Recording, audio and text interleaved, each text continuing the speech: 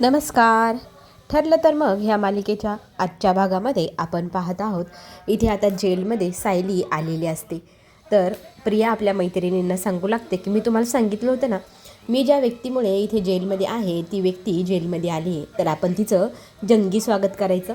चला तर मग आता माझ्या सगळ्या मैत्रिणी तुझं सायली स्वागत करणार असं म्हणत सायलीचं सगळ्याजणी टाळ्या वाजून 1 2 3 1 2 3 असं करत टाळ्या वाजवून मग त्या तिचं स्वागत करू लागतात. तर इथे आपली प्रिया मॅडम टोचून टोचून बोलण्यात माहीरच आहे. ती बोलू लागते आता इथे, बघ इथे ना आम्ही सगळ्याजणी गुन्हेगार आहोत.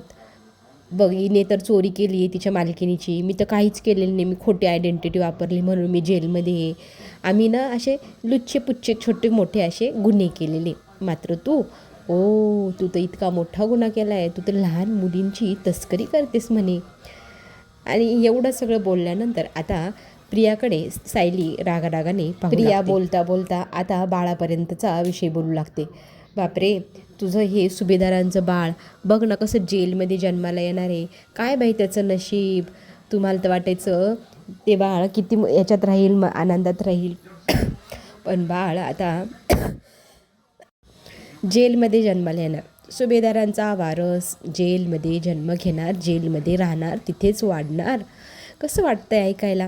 हे सगळं ऐकल्यावर आता सायली मात्र संतापते. कुठल्याही विषयावर बोल, पण माझ्या बाळाचं नाव घेऊन जर तू बोलली तर तुझी खेर नाही, असं इथे रागाने सायली प्रियाला बोलू लागते.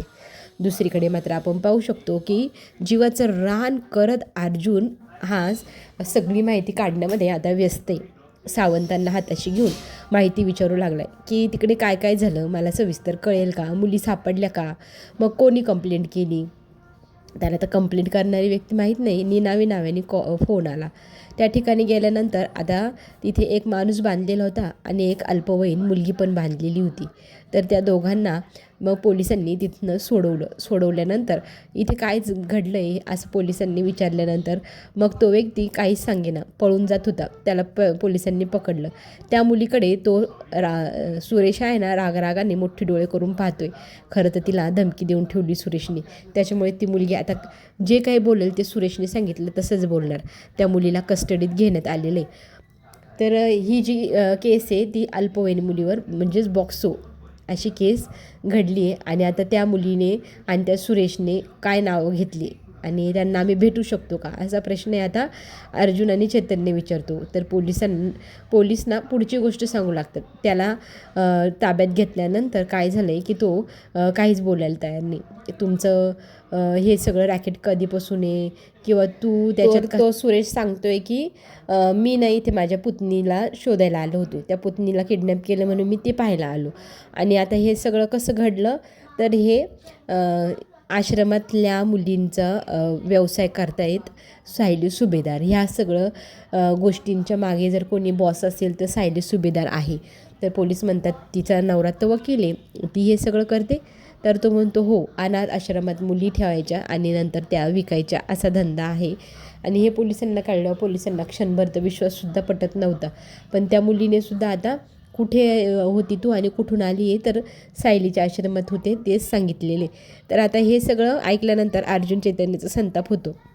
आपणच त्या मुलीचे सुरेशच्या हाती म्हणजे सुरेशच्या हाती देण्याआधी जी चौकशी केली होती ती आठवती ना, घाईघाईत झाली ती जरा. पण आता सावंत म्हणतात की मला याच्यामध्ये आता काहीच बोलता येणार नाही, मी कुणाचीच बाजू घेऊ शकणार नाही. मी जर बाजू घेतली तर मला गुन्हा किंवा माझ्यावरती काही चार्जशीट लागू शकतात. मला माहिती आहे आता हे सगळं कसं घडलं आहे, कसं आपण केलं आहे, पण आता मी याच्यात काहीच मदत करू शकणार नाही. अर्जुनला चैतन्य म्हणतो की आता ते नाही करू शकणार आपल्याला मदत, आपल्यालाच काहीतरी शोधाशोध करावी लागेल. आता त्या मुलींना किंवा त्या सुरेशला भेटता येईल का. सुरेशला सोडून देण्यात आलं आहे कारण सुरेशकडे काहीच पुरावा वगैरे काहीच नव्हतं किंवा तो त्या गुन्हेगार आहे असं काहीच नव्हतं. तर ती मुलगी पोलिसांच्या कस्टडीत आहे कारण आश्रमात असते ते अनाथ आहे. तर आता पोलीस तिला भेटूच देणार नाही. जोपर्यंत कोर्टात केस उभी राहत नाही तोपर्यंत तिच्याशी बोलणे शक्यच नाही. आता अर्जुनसमोर सगळ्यात मोठा प्रश्न पडला. तर सावंतांनाही रिक्वेस्ट करतोय अर्जुन की तुम्ही तरी चला ना, त्या भोसलेंशी बोला ना, आम्हाला काहीतरी भेटण्याचा किंवा काहीतरी त्या मुलीशी कॉन्टॅक्ट करण्याचा मार्ग तरी सांगा ना. तर आता सावंत चैतन्य आणि अर्जुन हे इन्स्पेक्टर भोसले यांच्याकडे जायला निघतात. कारण आता तिथे गेल्यावरच पुढची काय प्रोसेस आहे किंवा काय करावं लागेल हे वकील असून सुद्धा त्याला आता कळत नाही. केस कशी आहे, ती कशी लढायची, त्याच्यासाठी आता तो माहिती काढण्यासाठी प्रयत्न करतोय. दुसरीकडे पाहतोय आपण बाळाचा विषय आल्यानंतर सायलीने रौद्र अवतार घेतलेला आहे आणि ती प्रियाला म्हणते की मी तुमच्यातली नाही, तुम्ही गुन्हे करून इथे आलायत, मी न केलेल्या गुन्ह्याच्या शिक्षासाठी इथे आलेली आहे. आणि राहिला विषय माझ्या बाळाचा, तर माझ्या बाळाला सांभाळायला खूप त्याचा परिवार मोठा आहे आणि त्याचा जन्म इथे जरी झाला ना तो त्याच्या घरी जाईल, त्याला लहानचं मोठं केलं जाईल, त्याचा खूप मोठा परिवार त्याच्या मागे खंबीरपणे उभं राहील. आणि राहिला विषय तुझा बघ, तुझं काय होईल, पण तुझा विचार कर, तुझ्या बाळाचं भविष्य काय, तुला आणि तुझ्या बाळाला स्वीकारायला कोणी आहे, त्यांना इथून बाहेर काढणार कोणी आहे, त्यांना सांभाळणारं कोणी आहे, माझ्या मागे माझा खूप मोठा परिवार आहे आणि मी पण इथून नक्की सुटेलच, कारण मी काहीच केलेलं नाही आहे, मी बेकसूर आहे, म्हणजे मी कुठल्याही गुन्हाच केलेला नाही, त्यामुळे मी कधी ना कधी सुटेल, माझा नवरा खमका आहे, तुम्हाला ह्या सगळ्यातनं बाहेर काढेल. आणि राहिला विषय माझ्या बाळाचा, तर थोड्या दिवसासाठी आम्ही इथे ॲडजस्ट करतो आहे, लवकरच माझा नवरा मला इथून घेऊन जाईल आणि माझं बाळही जन्माला जेलच्या बाहेरच येईल. सायली इतकं खंबीरपणे ज्या वेळेला बोलते ना, त्यावेळेला प्रियाचा चेहरा पाहण्यासारखा असतो, तिच्या चेहऱ्यावरचा रंगच उडालेला असतो आणि तिच्या चेहऱ्याला पाहून खरंच आपल्या सायलीचा जो काही बोलण्याचा तरारपणा आहे ना तो दिसतोय. आपली सायली किती खरं बोलली की मी तरी कधी ना कधी बाहेर निघल, माझं बाळ पण बाहेर जाईल, पण तुझं काय, ह्या प्रश्नामुळे प्रियाच्या चेहऱ्यावरचा उडलेला रंग. सायली आता हे सगळं बोलून तिथून निघून जाते. दुसरीकडे आपण पाहत आहोत सावंत इन्स्पेक्टर भोसलेंकडं अर्जुनला घेऊन गेलेला असतो. तिथे जाऊन आता रिक्वेस्ट केली जाते की आम्हाला भेटायचे, तर आता त्या मुलीला कोणीच भेटू शकत नाही. पॉक्सोचा कायदा आहे की त्याच्यामध्ये केस ज्या वेळेला कोर्टात उभी राहील तेव्हाच भेटलं जाईल, तोपर्यंत काहीच होणार नाही. आणि राहिला विषय सुरेशचा, तर सुरेश त्याच्या घरी गेला आहे कारण त्याच्या विरोधात काहीच पुरावे नाही आहे म्हणून. तर आता इथे अर्जुन हाताश होऊन निघतो, आपल्या हाती काही चाललं नाही.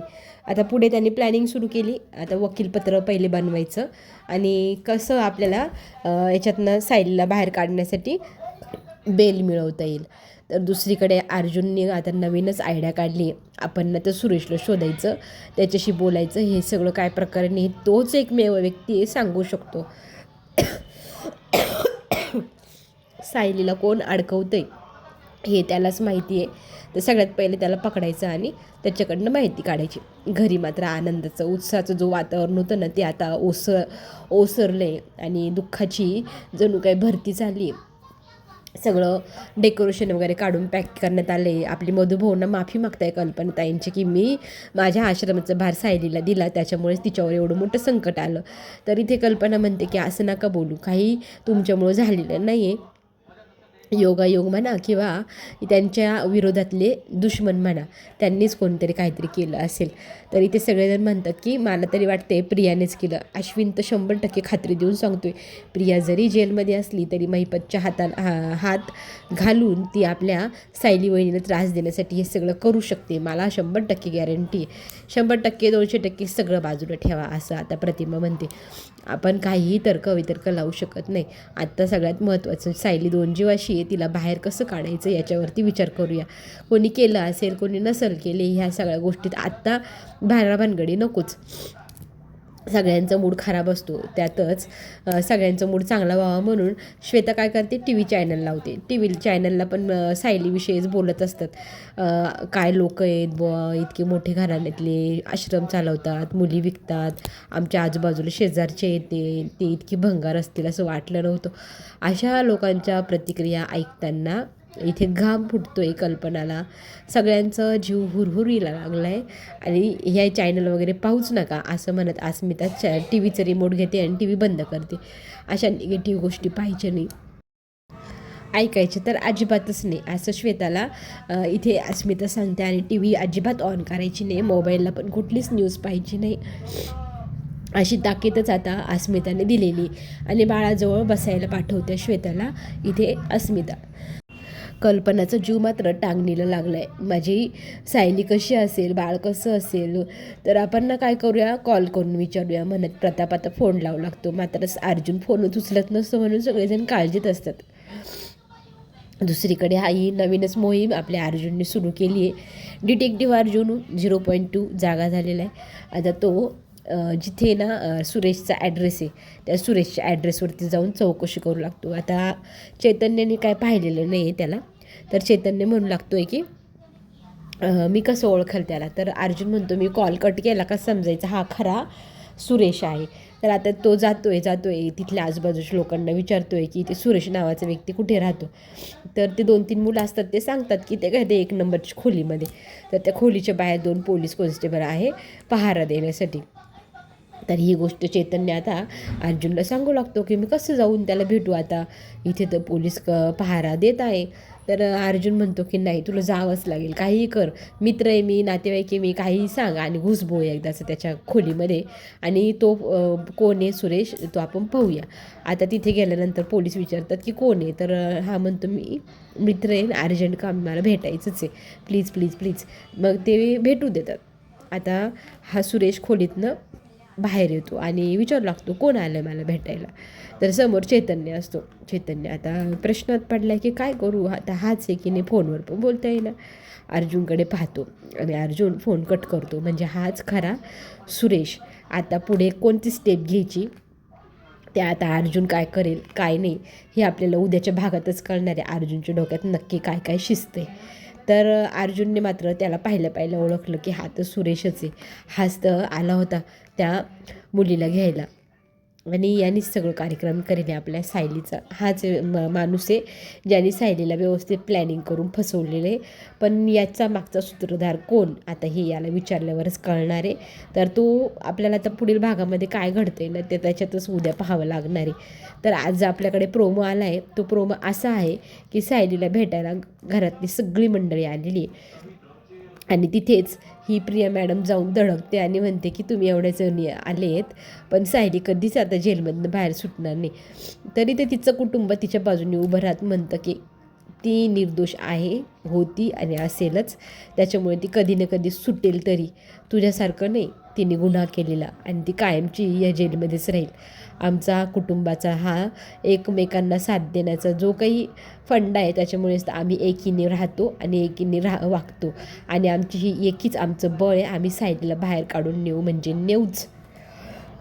चोख उत्तर प्रियाला अख्ख्या कुटुंबाने दिलं आहे. कुटुंबाने एकी पण दाखवली हे आपण पाहू शकतो. चला तर मग चॅनलला नक्की लाईक करा, सबस्क्राईब करायला विसरू नका. पुढे येणारे नवीन व्हिडिओ तुमच्यापर्यंत पोहोचेलच. आत्ता आपण घेऊ छोटी विश्रांती. धन्यवाद.